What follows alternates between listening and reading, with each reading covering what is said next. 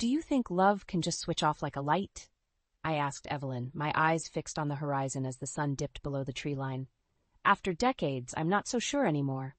Evelyn reached across the patio table, her warm hand covering mine. Gloria, you and Thomas have been through so much together. I can't imagine how hard this must be. A bitter laugh escaped my lips. Hard doesn't even begin to cover it. We were so happy once. You know, when we first met at that community center dance, I thought he was the most handsome man I'd ever seen. The memories came flooding back, his easy smile, the way his eyes crinkled at the corners when he laughed.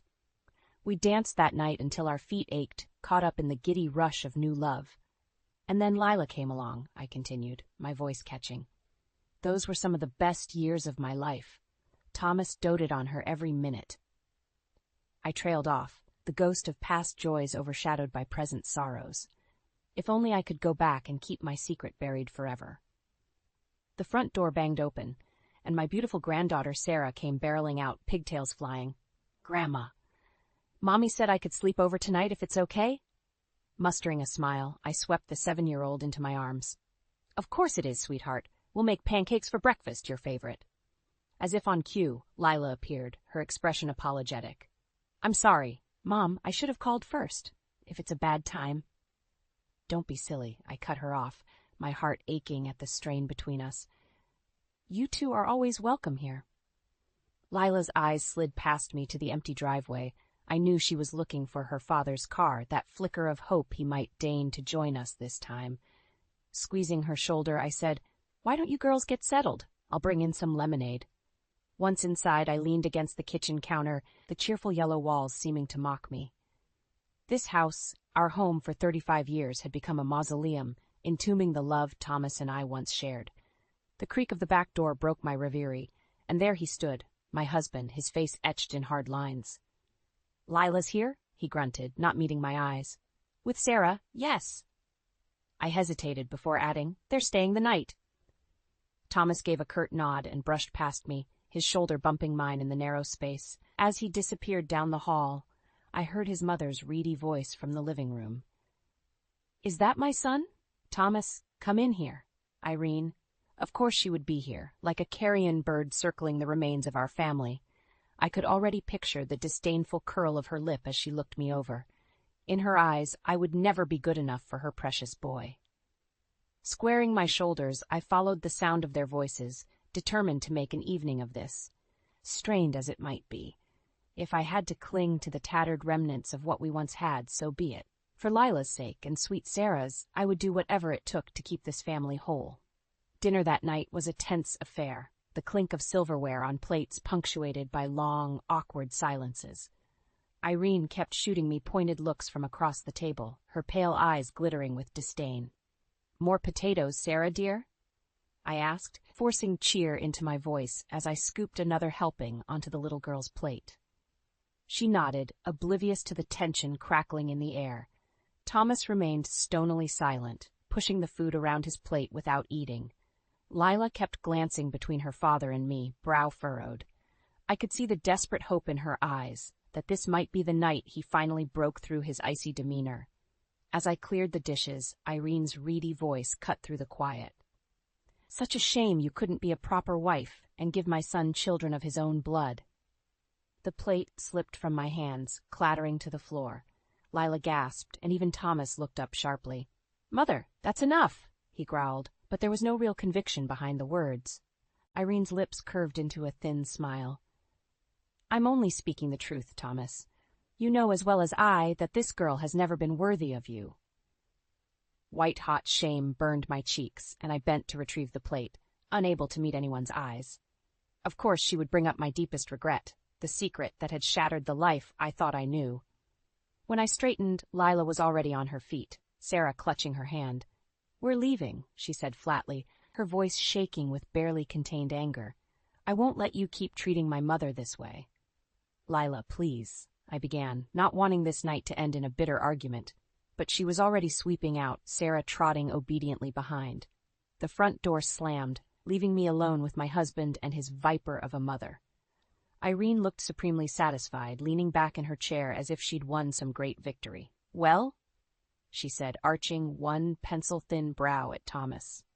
"Are you going to let her speak to me that way? This is our home." But Thomas said nothing, his face an inscrutable mask. Suddenly it was all too much. The constant needling, the hostility, the resentment that oozed from every pore of this house. Straightening my shoulders, I met Irene's gaze steadily. "No, this was our home once. But I'm done letting you make me feel like an intruder under my own roof. If Thomas wants to stay trapped in the past, punishing me for mistakes I can never undo, that's his choice. But I won't have you poisoning what's left of this family." I could see the shock ripple across Irene's features as the words sank in. For once, she seemed at a loss for a cutting retort. Turning on my heel, I left them both behind and went to find my daughter and granddaughter. If Thomas couldn't see how much they needed him, craved his love and approval, then that was his loss. I would be strong for them, if he couldn't. Outside, the warm summer evening caressed my cheeks, and I breathed in the sweet jasmine scent from the garden. My haven, my sanctuary from the bitter cold that had seeped into the heart of my home. Up ahead, I could see Lila and Sarah silhouetted against the dying light, hand in hand. My beautiful girls, the ones I would fight for until my dying breath. With fresh determination, I started towards them, letting the hurt and anger fall away. We would get through this darkness, I vowed silently.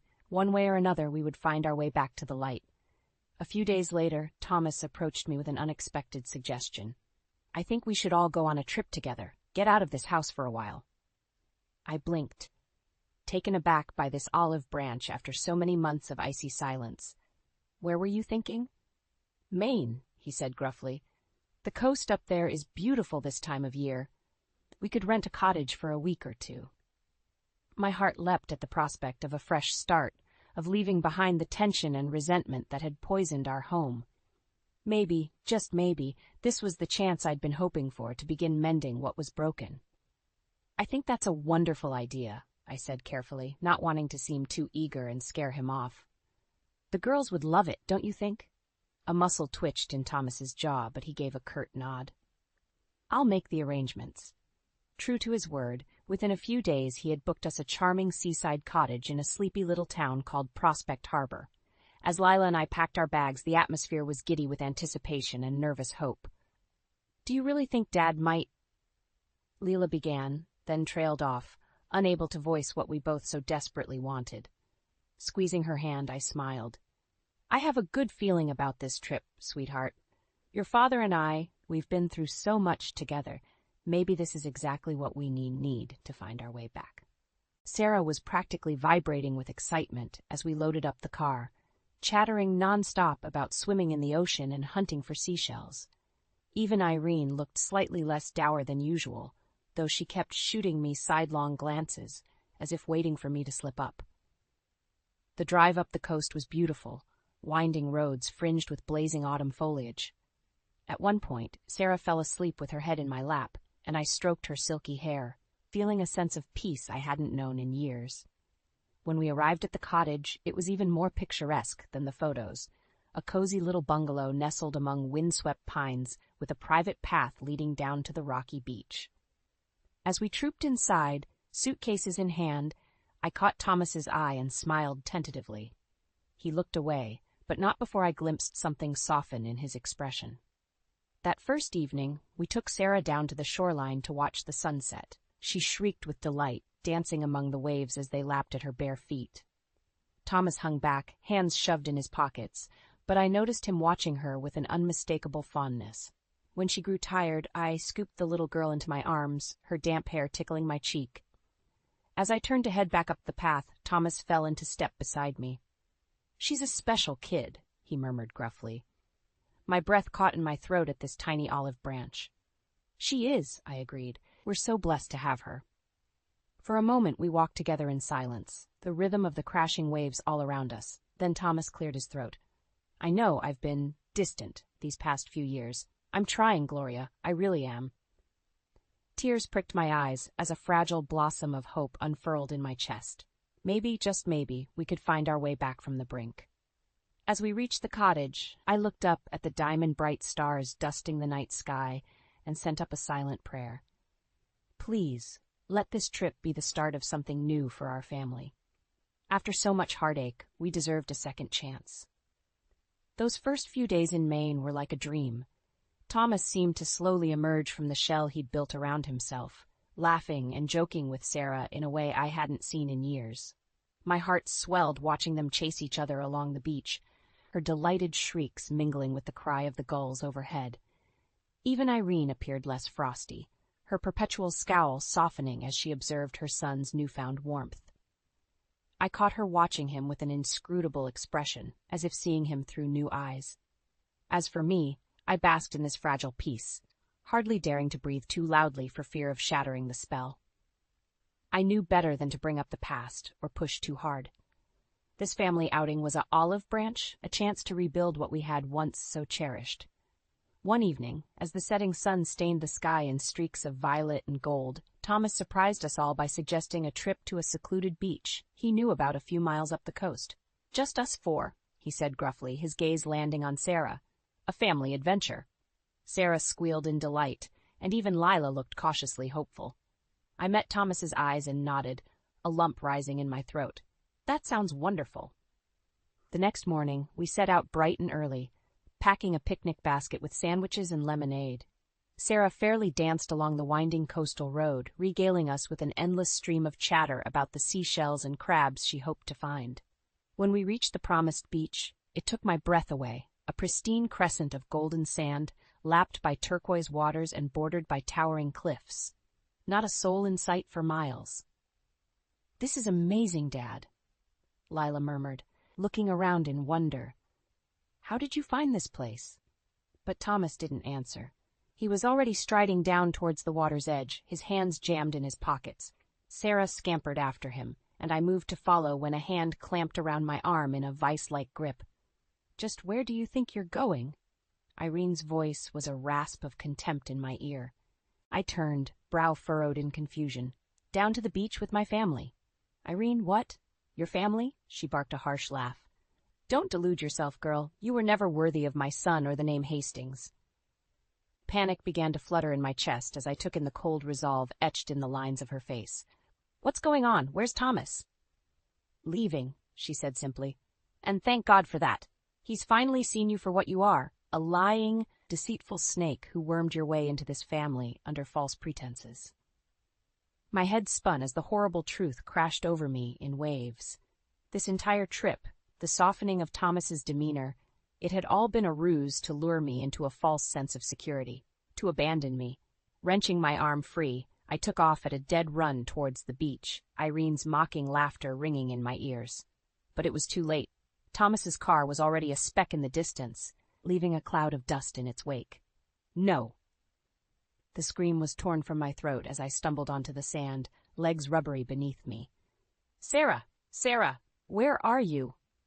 A plaintive wail reached my ears, and I spun towards the sound to see my precious granddaughter crouched in the shallows, her small body racked with sobs.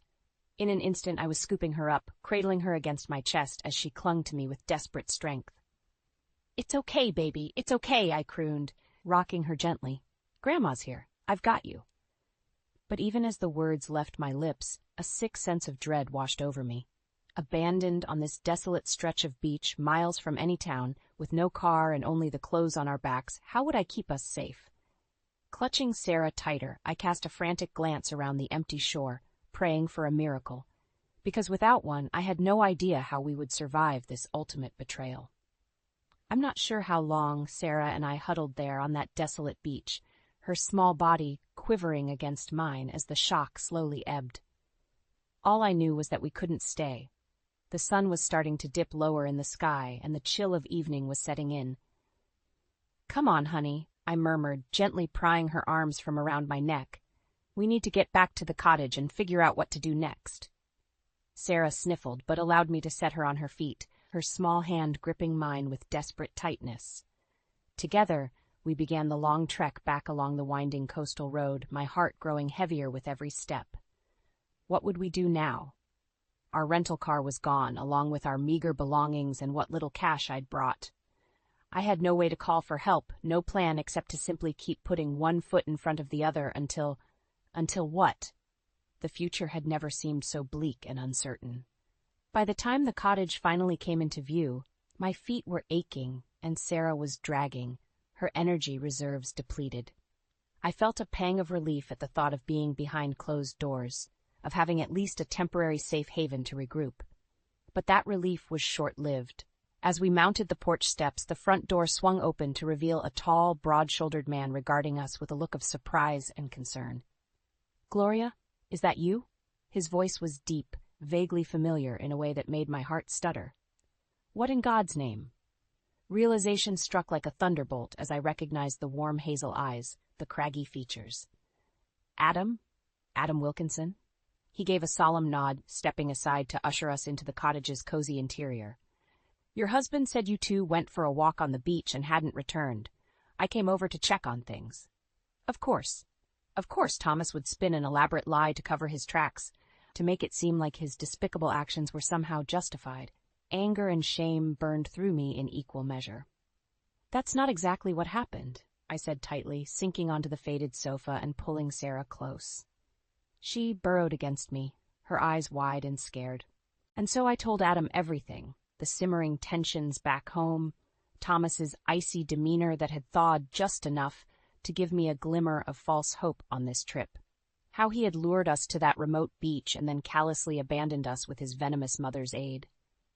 As I spoke, Adam's expression grew progressively darker, his jaw tightening with barely suppressed fury. We had been close friends since childhood, he and Thomas and I, united by the bond of having grown up in the same tight-knit community. I knew the level of betrayal he must be feeling cut every bit as deep for him as it did for me. When I finally fell silent, Adam dragged a hand down his weathered face, exhaling a long breath. "Gloria, I'm so sorry. What that bastard did—" He shook his head, trailing off as words seemed to fail him. Reaching out, he gripped my shoulder, his touch warm and grounding. "You're not alone in this, you hear me? I'm with you every step of the way from here on out. We'll make him pay for what he's done, but on our terms. He doesn't get to just discard you like garbage and slink away." A profound sense of relief washed over me at his vehement words, at the realization that I had an ally, someone in my corner who could help me navigate the turmoil ahead. Squeezing his hand, I met Adam's gaze steadily. "Thank you," I said simply. "You've always been a true friend." He held my eyes for a long moment before giving a curt nod. "Then let's get to work, shall we? Time to make that snake regret the day he ever crossed the Hastings women." True to his word, Adam wasted no time in setting his plan for justice into motion. Within days, the story of Thomas's despicable abandonment had spread like wildfire through our small community, drawing gasps of shock and outrage. At first, Thomas tried to downplay it, spinning lies about me being the one who had instigated our separation. But Adam was 2 steps ahead, releasing the damning details to our neighbors and friends. How he had found Sarah and me stranded on that desolate beach, how Thomas and his wretched mother had driven off without a second thought, leaving us to fend for ourselves. The backlash was swift and severe. Everywhere Thomas and Irene went, they were met with cold shoulders and accusing stares. Longtime friends crossed the street to avoid them. Businesses politely refused their patronage. In our tight-knit town, the message was clear. What they had done was unforgivable. I could see the impact it was having, could read the desperation in Thomas's eyes when he tried calling, leaving increasingly frantic messages that Adam fielded and deleted without a second thought. "He needs to understand there are consequences," Adam said grimly whenever I wavered. Whenever the small part of me that still loved my husband despite everything reared its head. Real ones, not just empty apologies. Irene, too, was crumbling under the weight of her pariah status. I saw her in the grocery store one day, rail-thin and hunched, a ghost of her former imperious self. When our eyes met, something flickered in her gaze. Shame, perhaps, or the first inkling that she had gravely misjudged. For my part, I refused to engage, to grant them an ounce of the dignity they hadn't afforded me. I had Sarah to protect, to keep sheltered from the worst of the storm, and that became my sole focus. With Adam's help, we settled into a new temporary home, a cozy little rental far from the prying eyes and whispers. It was there, one crisp autumn evening, that Thomas finally showed up unannounced on the doorstep, his eyes wild and face haggard. Adam had gone out for supplies, and it was just Sarah and me having a quiet dinner when the pounding began. "Gloria," his voice muffled through the door. "Gloria, please, you have to let me explain." Part of me, the weak, sentimental part, wanted nothing more than to fling open that door and hear him out. But the stronger part, the one Adam had helped cultivate, won out. Wrapping a protective arm around Sarah, I stayed silent and unmoving until the pounding ceased and Thomas's footsteps retreated into the night.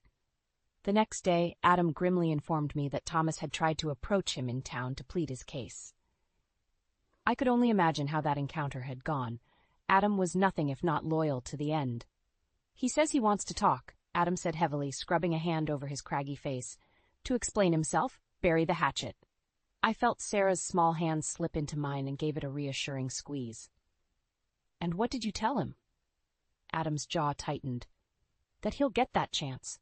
When you're good and ready to hear it, not before. This is your show, Gloria. He betrayed you in the worst way. He'll have to take his licks until you say otherwise." Gripping my friend's calloused hand, I met his gaze steadily and nodded. "Then I'm not ready. Not yet." The truth was, despite the hurt and anger still simmering in my heart, I knew an emotional confrontation with Thomas was inevitable. If I wanted true closure, true freedom from the tangled web of lies and deception, I would need to lay everything bare once and for all. But that day would come on my terms, when I felt strong enough to stare down the ghosts of my past without flinching. Thomas could wait, could sit with the consequences he had wrought, because this time I was the one holding all the cards. And I had no intention of folding until he understood exactly what he had so carelessly thrown away. The weeks dragged by in a haze of tension and unresolved hurt. Thomas's efforts to reach me grew more desperate, his messages and sporadic visits taking on a pleading, almost frantic tone. "You have to let me explain, Gloria," he rasped the last time Adam turned him away, his voice muffled through the door I refused to open. "What I did, there were reasons. You don't understand." But I understood all too well. I understood the cruel arrogance that had allowed him to abandon his own flesh and blood on that desolate beach. The misplaced pride that blinded him to how his actions had shattered our family into shards. When Adam relayed Thomas's words to me later, mouth set in a grim line, I felt only a weary resignation settle over me. Enough was enough. It was time to lance this festering wound once and for all. "Set up a meeting," I told him quietly. "You, me, Thomas, the whole wretched bunch. I'm done dancing around this. He wants to explain himself, fine, but he's going to hear the unvarnished truth this time." 3 days later, we gathered in the living room of Adam's home, myself, Sarah, Lila, Thomas, and Irene. The atmosphere was thick with tension, weighted down by the hurts and deceptions that still hung between us like a noxious cloud.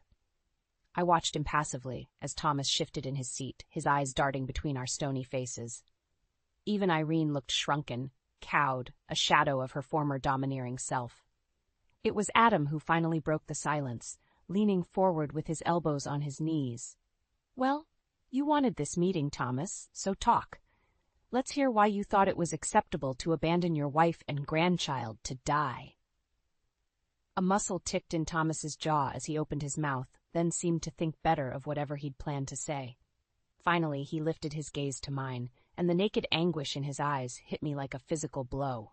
I didn't know what else to do. He said hoarsely, "After Lila, after I realized you'd lied to me all those years about her paternity, I lost it, Gloria. I felt like a fool, like our entire life had been a sham." White-hot shame lanced through me as I was transported back to those dark days after my youthful indiscretion, the agonizing decision to hide the truth. I knew the pain I had caused, the betrayal of trust. But even that did not excuse what Thomas had done. "So you decided to punish me?" I bit out, feeling Sarah tense beside me. "To take revenge by abandoning us to God knows what fate? You're right, I made mistakes, horrible ones. But you made a choice too, Thomas. You chose to throw away everything we had, our entire family, because your pride was too enormous to see past your own hurt." The words hung in the air, harsh and accusing. Thomas flinched as if I'd struck him, his mouth working soundlessly. Suddenly, Irene was on her feet, her withered hands clenched into claws. "Don't you dare speak to my son that way, you ungrateful little—" "Mother, stop!" Thomas's voice cracked like a whip. and Irene fell silent, stunned. Dragging a shaky hand through his thinning hair, he met my gaze again, his eyes bright with unshed tears. "You're right, Gloria. You're absolutely right. I have no excuse, no justification for what I did. I was a coward, plain and simple. I saw an opportunity to hurt you the way you'd hurt me, and I took it without a second thought." His shoulders slumped, and I realized with a start that this was the most unguarded, the most vulnerable I had seen my husband in longer than I could remember. "I need you to know," he continued roughly, "that it haunts me, every single day, what I did on that beach. If anything had happened to you or Sarah—" He broke off, swallowing hard. "I'll regret it until the day I die. But mostly, I regret throwing away the best thing I ever had, you and this family. If you'll let me, if there's any way I can begin to make amends." The words seemed to splinter apart in his throat, and he fell silent once more. Around the room I could feel the weight of that profound silence, of 3 decades worth of history and love and hurt, all culminating in this moment. Rising to my feet, I moved to stand before my husband, searching his haggard features for any trace of the man I had once so adored. What I saw there gave me pause. The naked shame, the rawness of his remorse. This was my chance, I realized, to reclaim my life and my dignity, to sever the chains that had bound me to this man's pride and anger for far too long. Meeting Thomas's eyes squarely, I felt a sense of calm settle over me, a profound and unshakable strength. Whatever came next, I knew I would be okay. "Make amends?" I said softly. "I'm not sure there are any amends to be made, Thomas. What you did, there's no coming back from that." His face crumpled, but I pressed on, needing him to understand the finality of my words. "This family, our marriage, it's over. I'm done being the object of your anger and resentment. Sarah and I, we're moving forward, with or without you. That's your choice to make." A strangled sound escaped Irene's throat, but I paid her no mind. This was between Thomas and me, a closing of one chapter and the start of another. "I forgave you for your mistakes a long time ago," I told him, gentling my voice. "It's time you did the same for me. Let us go, Thomas. It's the only way to find peace." For an endless, suspended moment, he could only gaze at me, eyes overbright. Then, finally, he gave a jerky nod, and I knew he had heard me, truly heard me for the first time in years. As I turned away, I felt it, the leaden weight of our past falling from my shoulders, the first glimmering rays of hope for a new future, a life not defined by the sins of others, but by my own strength and resilience. It was time to break the cycle, once and for all, and I knew, without a shadow of a doubt, that I finally had the courage to do it. The weeks and months that followed were a whirlwind of change and reinvention. With Adam's help, Sarah and I settled into a cozy little rental home on the outskirts of town, a fresh start, free from the toxic energy of my marriage. At first, it was an adjustment. So many years of walking on eggshells around Thomas and his mother had left their mark. But slowly, day by day, I began to rediscover the woman I had once been, before the weight of guilt and resentment dragged me down. Sarah was my anchor through it all, her bright smiles and boundless affection a balm to my wounded soul. I doted on her shamelessly, determined to create the loving, stable environment she deserved. Lila, too, was a frequent presence in our new lives. While she struggled with her father's actions, she never wavered in her support of me. We grew closer than ever, bonding over our shared heartache and hopes for the future. As for Thomas and Irene, I kept my distance. I knew there would be fallout from my refusal to reconcile, to grant them absolution for the sins of the past. But I had made my choice, and I stood by it. It wasn't easy. Word filtered back to me of Thomas's increasingly erratic behavior, his desperate attempts to plead his case with anyone who would listen. Irene withdrew into bitter isolation, her few remaining friends abandoning her in the wake of her cruelty. A small, vindictive part of me felt a pang of satisfaction at their suffering. But the stronger part, the part I was still nurturing after its long dormancy, felt only pity. They had brought this upon themselves through their pride and callousness. All I could do was forge ahead on my new path. It was Sarah, in her typical fashion, who showed me the way forward most clearly. One crisp autumn evening, she came home from school practically vibrating with excitement. "Grandma, the school is having a talent show next week, and I want to sing. Will you help me practice?" My heart swelled at the very thought. Ever since she was a tiny thing, Sarah had possessed an angelic voice that never failed to stop me in my tracks. Gathering her into a fierce hug, I pressed a kiss to her brow. "Of course I will, my darling. What song did you have in mind?" In the days that followed, we spent every spare moment going over Sarah's chosen piece, a soaring, powerful ballad about love and resilience. I coached her gently, marveling at the depth of emotion she could convey at such a tender age. Finally, the night of the talent show arrived. Lila and I secured front-row seats, our faces shining with pride as Sarah took the stage.